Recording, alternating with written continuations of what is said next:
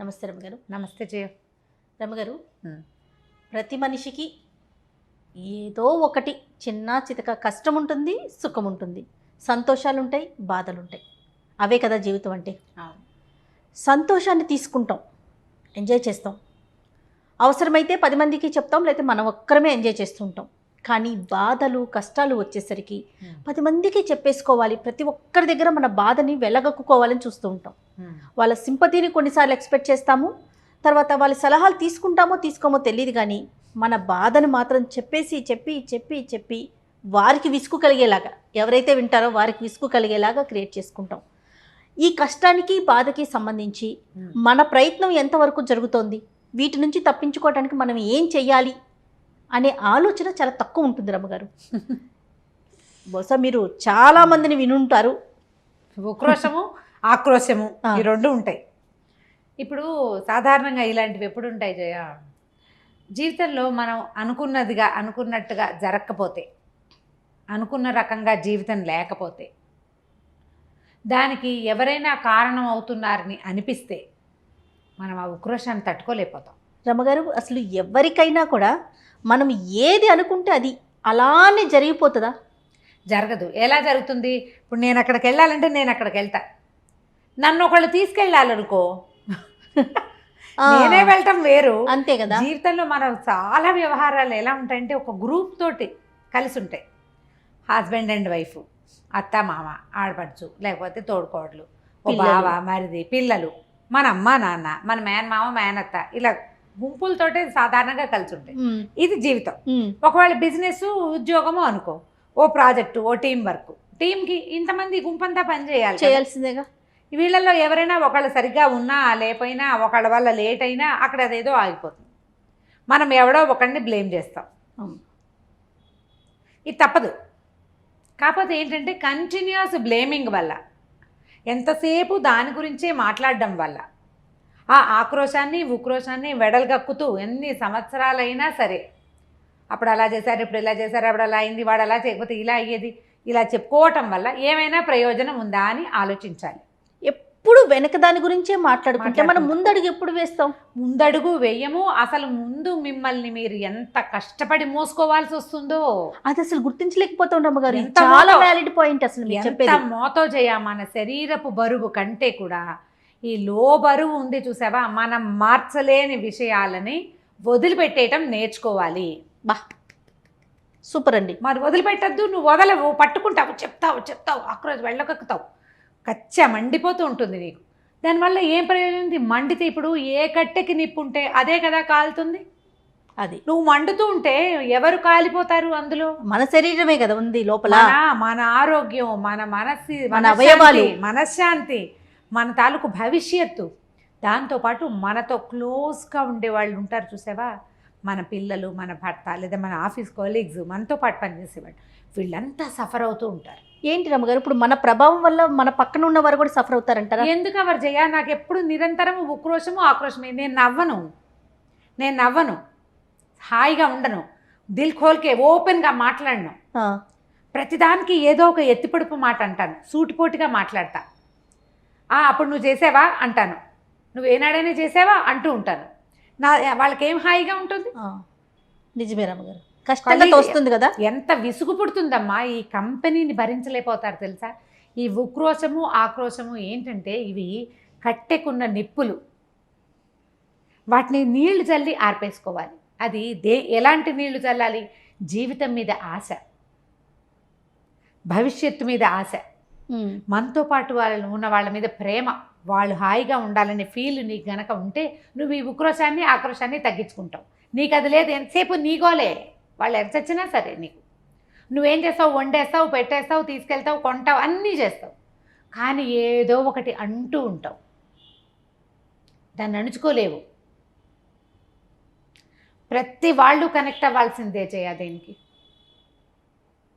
ఏదో చక్కగా బాగా చేసాం, నువ్వు పరిస్థితులు చూద్దాం, ఎలాంటి సిచ్యువేషన్స్ వస్తాయి జనరల్గా. ఒక ఫంక్షన్, అందరూ వచ్చారు, చాలా రోజులైంది కదా ఇలా కలుసుకుని అన్నారు ఎవరు. అవును, కొంతమంది అవును అన్నారు, సరదాగా ఆ మధ్య కలవలేదు, కుదరలేదు అన్నారు.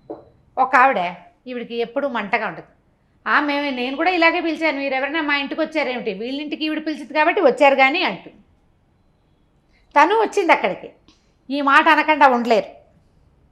వీళ్ళకి ఏం గుర్తొస్తుంటుంది, నేను ఇదివరకు మా ఇంట్లో ఫంక్షన్ అప్పుడు పిలిచాను, వీళ్ళు ఎవ్వరూ రాలేదు, ఇప్పుడు నా తోడుకోడలు పిలిస్తే ఆవిడ కోసం అందరూ వచ్చారు, నేను కూడా రావాల్సి వచ్చింది. మా ఇంట్లోనే కలిసేవాళ్ళంగా ఈ గ్రూపు. ఇప్పుడు నువ్వేం చేస్తావు, ఈ హ్యాపీగా ఉన్న దాన్ని నీ లోపల ఉక్రోషంతో స్పాయిల్ చేసి పారేస్తావు. కొంతమంది సంజయ్ చెప్తారు అప్పుడు కుదరలేదని, అదని ఇదని. నువ్వు బాగా పిలవలేదని చెప్తారు కొంతమంది. నువ్వు ఫోన్ చేసావు, ఫంక్షన్ పెట్టుకుంటున్నానన్నావు, కానీ నువ్వు రావాలి తప్పకుండా, నన్ను పిలిచేవా, నువ్వు వెంటనే యుద్ధం వచ్చేస్తుంది. అంతేగా, అందరూ కామ్గా ఊరుకోలేకపోతారు గారమ్మ, ఊరుకోలేరు. ఇదొకటి. వంట భార్య భర్త కబుర్లు చెప్పుకుంటావు, ఓ పక్క కూర్చుంటాం, ఓ చోట కూర్చుని అన్నాలు తింటుంటాం. ఈ కూర చాలా బాగుంది అనో, లేదా బాగుందని, బాగుందా అని అడిగి ఆయన బాగానే ఉంది అంటే, అదే మీ అమ్మకైతే ఎంత బాగుందో అమ్మ అని చెప్తావు, కానీ నాకు చెప్తావా నువ్వు? ఈ భార్య భర్త కూర్చుని కబుర్లు చెప్పుకుంటూ అన్నం తింటున్న సిచ్యువేషన్ చెడిపోయిందా? ఎంతసేపు ఇదే ధోరణి. దీనివల్ల నేను చెప్పాను కదా, కట్టెకున్న నిప్పు అది కాలుతూ ఉంటుంది, నువ్వు కాలిపోతూ ఉంటావు. జీవితం అశాశ్వతమైనది కాదు రమ్మగారు. ఇప్పుడు ఈ టైప్ ఆఫ్ క్యారెక్టర్ ఉన్న వాళ్ళు అలా అనేసారు, మీ అమ్మనైతే నువ్వు మెచ్చుకుంటావు, నన్ను మాత్రం సింపుల్ గా బాగుందన్నావు అని అంటారనుకోండి, అక్కడితో వదిలేస్తారంటారా? అబ్బే ఎలా అవుతుంది? ఇప్పుడు ఆయన వదిలేసేవాడు అనుకో, పోనీ బాగానే ఉంటుంది. ఆయన ఈ చూసుకో అంటే ఉసుకో అన్నాడు అనుకో, అప్పుడు మా అమ్మ బాగా చేస్తుంది, నువ్వెప్పుడు చేసావు, నీ మొహానికి ఏదో ఇన్నేళ్ళకి ఇప్పుడు నేర్చుకున్నావు కానీ అంటాడు. అనగానే నేను అప్పుడు అది పెట్టాను, అప్పుడు ఇలా చేశాను, నేను అలా చేశాను, నువ్వు నన్ను నేను నడిపించుకున్నావు, మీ అందరూ అంతే, మీ నాన్న అంతే, మీ అమ్మ అంతే, మీ మామయ్య అంతే, వెళ్ళిపోతారు ఎక్కడికో. ప్రకాష్ అంటారు ఉసుకో అంటే డిస్కో అంటారు. అదే మీరంటే గుర్తొచ్చింది. అదే మాటలు నేర్చిన కుక్కని ఉసుకో అంటే ఉసుకో అంటుంది, అది కూడా అంటుంది డిస్కో. ప్రధానమైనది ఏంటంటే పోనీ అంతటితో ఆ విషయాన్ని వదిలేస్తారా, మళ్ళీ ఇంకోటి ఏదో క్రియేట్ అవుతుంది. మనకి దీన్ని సజావుగా పోనివ్వాలన్న ఉద్దేశం ఉండదు, ఖర్చు తీర్చుకోవాలనిపిస్తుంది ప్రతిదానికి కూడా. నేను అనే దానికి విపరీతమైన ఇంపార్టెన్స్ ఇవ్వటం. ఏం పెద్ద సమస్యలు ఉండవు, ఏదో ఇంట్లో సూటిపోటి పాటలు, అత్తగారులతో పడవు, అదే. ఇప్పుడు నిజంగా తీవ్రమైన సమస్యలు ఏంటో మనకి తెలియక కదా. అంతేగా రమ్మగారు, నిజం. చాలా తీవ్రమైన సమస్యలు, సంసారంలో ఇబ్బందులు, ఆర్థికపరమైన ఇబ్బందులు, మానసికమైనవి, కంపాటబిలిటీ అస్సలు లేక, ఆరోగ్య సమస్యలు, ఇవి పెద్ద సమస్యలు. అవి కాకుండా ఈ చిన్న పనులు, నువ్వు ఒకటంటే వాళ్ళు ఒకటని, వాళ్ళు ఏదో అని, నువ్వు ఒకటి ఫీల్ అయితే వాళ్ళు ఇంకోలాగా ఫీల్ అయ్యి అదేదోగా అర్థం చేసుకుని వాళ్ళు వీళ్ళు కలిసి పంచాయతీ పెట్టి, ఇవన్నీ ఏవో చిన్న చిన్న తగాదాలు అవుతూ ఉంటాయి.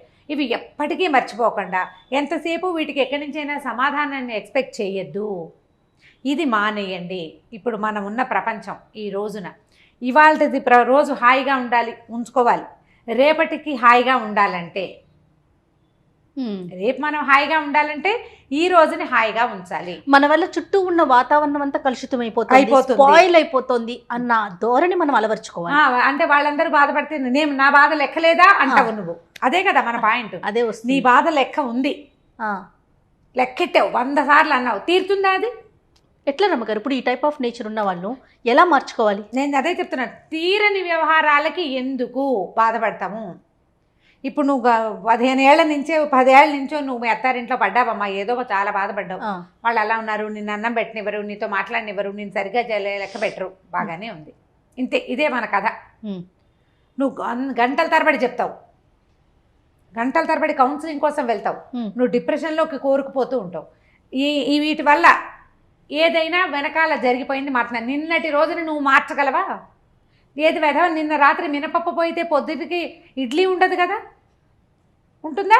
ఉండదు. రాత్రి నువ్వు మినపప్పు పోసుకుంటే పొద్దున ఇడ్లీ ఉంటుంది, అది నీటిలో పోస్తే పొద్దున ఇడ్లీ, లేకపోతే ఉండదు, లేదు, జరగదు. రాత్రి అది చేయకపోతే ఇది ఉండని పరిస్థితులు మనవి. నువ్వు ఇప్పుడు గంట సేపు ఇక్కడ ఆలోచిస్తే మాత్రం నువ్వు పోయేని మినపప్పు ఎలా నానుతుందో చెప్పు. ప్రాక్టికల్గా అదే కదా జయ. మరి నిన్న జరిగిపోయింది ఎలా మారుతుంది? మారదు. దాంట్లో మార్పు తెచ్చుకోవడానికి నువ్వేం చేస్తావు అనేది ఆలోచించు. నీ వంతు వాళ్ళు ఏమన్నా, ఎవరు ఏమన్నా సరే, ఒక నవ్వు పారేసి ఈ జనాలు ఇంతేననుకో, ఒక దెబ్బకి పోతుంది. లేదా మార్చుకునే ప్రయత్నం నీ చేసుకో. ప్రవర్తన మార్చే ప్రయత్నం చేసుకో, లేదా అవతల వాళ్ళని మార్చుకో, లేదా సిచ్యువేషన్ మార్చడానికి నువ్వేం చేస్తున్నావు, అసలు నేను ఏం చేయటం వల్ల ఇలాంటి మాట నాకు వస్తుంది అనేది ఆలోచించు. ముందది అది ఇప్పుడు ఏమీ చేయకపోయినా కూడా కొంతమంది సూటిపోటి మాటలు పడతారు చెయ్య. అవతల మనుషులు కూడా ఏదో ఒక జాతి మనుషులు, మానవత్వం ఉన్నవాళ్ళు కాదు వాళ్ళు. అవును. తామసిక ప్రవృత్తిలో ఉన్న జనాల మధ్యలో మనం పడతాం, ఏదో సాధారణమైన వాళ్ళు. మనమేం మార్చలేము, చింతించద్దు దానికోసం.